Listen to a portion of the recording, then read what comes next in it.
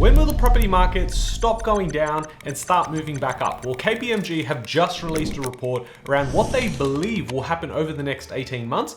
I'm here to dissect it all, share with you exactly what's happening on the ground floor, because I'm not sure what the KPMG guys are actually thinking when it comes to building up these models and reports. So we're gonna go through what they're suggesting, what they are forecasting for 2027, which actually might surprise a lot of you guys. And then I'm gonna add my 2 cents from someone who's gone out, built a portfolio of almost $30 million over the last 12 years, but also is actively purchasing property every single week for clients. I've got a really good insight as to the psychology behind the decisions being made. So if you think about it, if you just looked at the numbers, you would go, okay, well, this is how much it was listed for. This is what it ultimately sold for. That provides you some information, but not the entire picture. And context is key, because what you want to do when you're going out and buying property is asking, why is this being sold? And ideally, where are the expectations from the vendor? And what we've really seen over the last couple of months is that yes, the vendor's expectations have started to be realized and normalized. And what I mean by that is 6 months ago, vendors were like, I'm going to open home and I want to get as many offers as possible because I know there's demand. Now things have started to change. Now it also depends on which market you're looking at, because if you're looking at the big Sydney and Melbourne's, yes, that market is fairly different to the rest of Australia.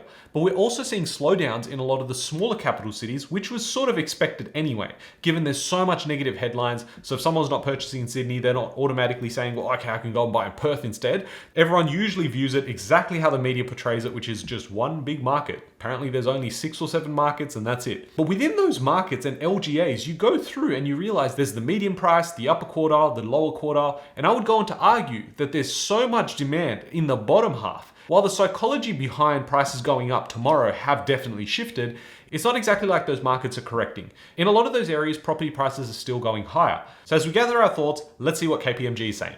So the residential property market outlook for August 2026, and we'll go through and we'll look at the executive summary here. So national house prices rose 5.5% and national unit prices rose by 6.6% over the year to June quarter 2026. Falling short of our earlier forecasts and showing a clear slowdown from the strong growth recorded in late 2025. KPMG now expects weakness to persist throughout 2026, with national house prices falling by 1.1% and national units rising by 2.2%. And that is the clear distinction here. It's not to say that units are the better investment choice right now. It's a bit of a guide as to where affordability is and what people can actually go out and buy. But I will share some information around what lenders are actually doing, because I've just spoken to my broker before making this video. It's very interesting. This represents a significant downturn revision from our previous outlook. Looking ahead to 2027, national house prices are expected to increase by 3.4% and national unit prices by 3.7%. Overall, KPMG expects the housing market to follow a V-shaped path over the next 2 years, with a correction in 2026 followed by a gradual recovery in 2027. However, the depth of the downturn and the pace of recovery are likely to vary across markets, reflecting differences in affordability, supply conditions, population growth, and local economic fundamentals. Now, they didn't just pull this out of thin air just to say, well, okay, 2026 is a down year, that means 2027 we're going to recover. In fact, over the last 50 years, every single year that we have had a correction, the following year was positive.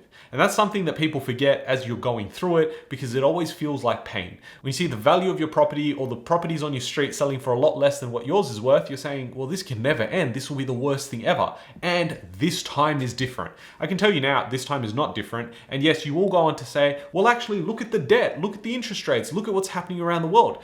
Yes, of course, I hear you. But every time we've seen over the last few corrections, it's always been said this time is different, and because it has been in terms of different factors, but the result is ultimately the same. And that's usually a downturn between 9 and 12 months before things restart and they continue their merry way.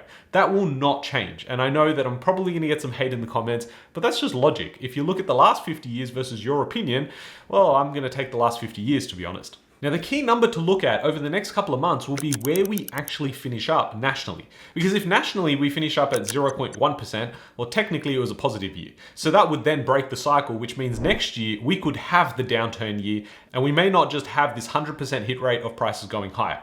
But if we did drop this year by 0.1% nationally, I'm going to go out there and say 2027 is going to be positive based on historical data, and that's all we have to go with right now. Australia's housing market experienced a clear loss of momentum during the first half of 2026, with the latest data showing quarterly house prices falling nationally for the first time since late 2022. The downturn was most evident in Sydney and Melbourne, while the booming cities Brisbane, Perth, and Adelaide recorded sharp falls in quarterly growth rates after several years of exceptional performance. Something else you're going to have to factor in when you're looking at all these data points, you're looking at the media headlines and the national news that comes up every day at 6 p.m. to really fearmonger you into doing something you shouldn't be doing. They'll say the rate of growth is falling, it's collapsing. But it doesn't tell you the whole story. That doesn't mean that prices are falling, it just means the rate of growth is falling. For example, in 2025, if you had an area that was going up by 10%, and this year was going up by 2%, the media headline could definitely read as an 80% drop in price growth yearly. And technically it would be true, and it would sound absolutely extreme. But the reality is that property is still 2% higher than where it was at the start of the year. And that means that a lot of people are going to get caught off guard because they think, okay, the prices are coming down, the market's collapsing, look at the headlines. But of course you have to look beneath the bonnet and actually see what's happening in that local location. Now there are more talks about a replacement cost and why there is a floor to where prices can actually fall to. The reason why we see this recovery and this V-shaped recovery every single time is because of replacement cost. For those that don't know what that means, I'm going to break it down, and your understanding of why the market is the way it is will definitely change in your mind forever. So if you think about it, going out and building a home in 2026 might cost you $800,000. But if that property is now selling for $750,000, well, a builder's not going to build it, which means right now everyone cops the loss because they would have done it based on a year ago or 18 months ago saying, I can make a profit because the market's going up. Suddenly the market turns and it starts going down or just stagnates. Builders and construction companies either go bust, which has been happening a lot, or they just don't complete the build, or they may not even start. And then you fast forward to saying, well, if no one's taking on projects now, because I can tell you, I'm talking to builders and construction companies and they're saying, why would we take on the risk? We just bought the land. Maybe we just sit on the land for a little while, or we don't even acquire anything as part of our plans and we just sit back and relax. Maybe in the next 12 months, we see how it plays out and then we can start building again. What ends up happening is that people go out there, purchase all the available stock, then they realize there's no houses coming in, but we have a shortage of houses, and then we need to see the market go higher, otherwise no one's going to build those homes. Now, mind you, this isn't even factoring in that in 2027, there's a high likelihood that rates start cutting. All the big four banks, even the conservative ones, have all come out and said 2027 is when rates will fall. So what's more interesting is what's happening with banks right now.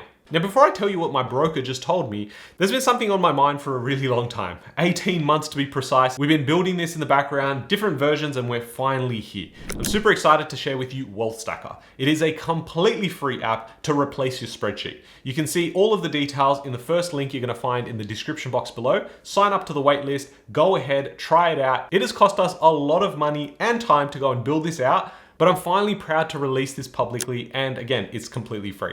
I want you guys to get further ahead, whether it's going out and buying property now, or just going out, looking at your portfolio, trying to figure out where the gaps are in your portfolio, and what does it look like in the next 10, 15, 20 years. I have so much confidence knowing that this will be the #1 property app in the next 12 months. Why? Because of everything we've put into it, everything we've got planned as part of the roadmap, and it's completely free. So if you want to test it out, go and click on the link down below. Now, I like how KPMG just puts everything in this one table: 6.6% unit prices, 5.5% house prices. Now, headline inflation is at 3.8%. The more important number is expectations were at 4.8%. So a massive difference there. We also have net overseas migration annual change has gone down by 8.9%. And again, this is where it really comes down to how you interpret the data. Because you look at that and say, oh my God, they finally fixed immigration. But they really haven't. Because if you compare what they expected immigration to be versus what it actually is, it's significantly higher in terms of how many immigrants are coming into the country. Population up 1.5%. Housing approvals, while it looks great, 5.3%, housing approvals versus completions are actually going in opposite directions. That happens when builders are saying, I'm walking away, I'm not building in this market, and that is a really big problem. Now, the reason why replacement cost is so high is not just because materials cost more, there's a lack of supply when it comes to tradies. It's the government costs and the red tape. And anyone that's in construction and building homes already know this. The amount that it costs to go and build, just to have the government involved and the taxes involved, is what's actually ruining this country. And here we have is the forecast of house and unit price growth. We're going to look at Perth here. We're seeing growth in 2026 and 2027. Same thing in Adelaide, 5% growth followed by 2% growth.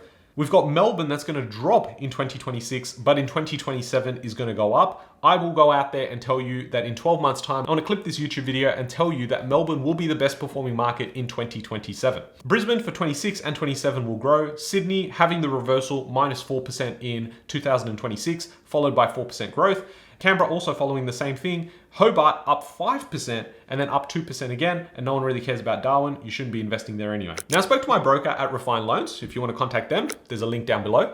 But I spoke to him and I said, what's happening with the banks? Because I'm hearing that there's a lot of chatter around interest rates cutting. Why are they cutting when the RBA has taken a stance that they're just going to hold for the rest of the year? And he basically said, welcome to the mortgage wars. And I said, oh, okay, I understand what this means because I've seen this a couple of times while investing. The biggest beneficiary of mortgage wars are you and I. Fortunately, this is a war we actually want to be part of.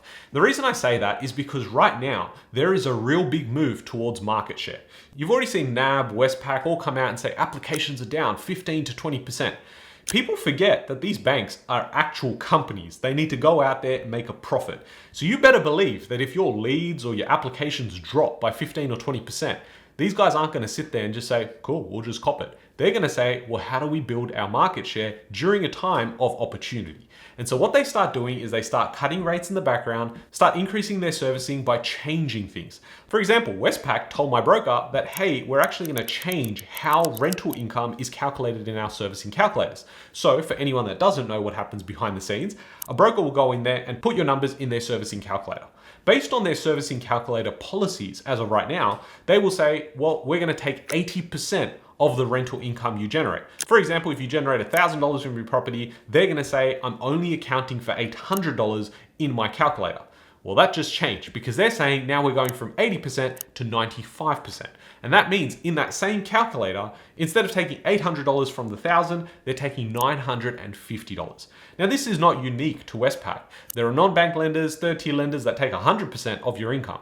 And that's why it's so beneficial to go and speak to a broker because this is the sort of stuff that you're not going to know even if you were in the game 24/7. The result of something like that is as big as saying, well, negative gearing is back in terms of the servicing calculators. So it means that we've entered the next phase of this market, which is prices are going down. Everyone's accepted that. Vendors are accepting that we need to go in with a reasonable expectation. Otherwise, we're not going to sell our property.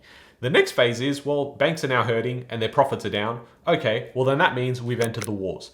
The following part to this will be the cashback offers. And I remember this got pretty wild where you were able to refinance from one bank to another bank and get like $5,000 just for going in and refinancing your loans. A lot of that sort of stuff's going to play out, I believe, but I also think interest rates cutting will increase the liquidity that comes into the market. So even if the RBA doesn't cut, interest rates cutting, mortgage rates cutting at a bank and at a lender is still going to give you the benefits of increased serviceability. And we all know that if we see liquidity buffers go up, which means we're going in, opening up the taps, everyone can borrow more, that credit will find its way into property. It is the cheapest amount of debt that you're going to take on. It is attached to property, which is a hard asset. And for the longest time in Australia, everyone's gone out there and built wealth in the number one asset, which they believe is to be property. Whether that's to invest in a property or buy their own home, a lot of Australians hold a lot of wealth in real estate. So I'm not saying that the market's going to go and recover all of a sudden, but I'm telling you now that life happens pretty quickly. The fact that we've already made our way through this year so fast and you're left scratching your head saying, what have I achieved? Well, the reality is in 6 to 12 months time, the market's going to turn very quickly, a lot quicker than you expect. And because property moves slowly, you've got to get your finances ready. You've got to get your strategy ready. You've got to find the right property. And by the time you actually settle, could be about 3 months from the time you start that process. So if you're thinking about getting into the market or you're strategizing about your next move, you should definitely book a call with Search Property. I'll leave a link down below. But more importantly, if you want a place to go and put everything together in the one app, this is the best dashboard you're going to use, hands down, when it comes to calculating and tracking your assets, then download WealthStacker. I'm so excited to be able to talk about it finally, and I'm excited to know what your thoughts are as well. If you guys have enjoyed this video and you're interested in knowing what happens next if property investing is actually dead post-budget, definitely go check out this whiteboard video next.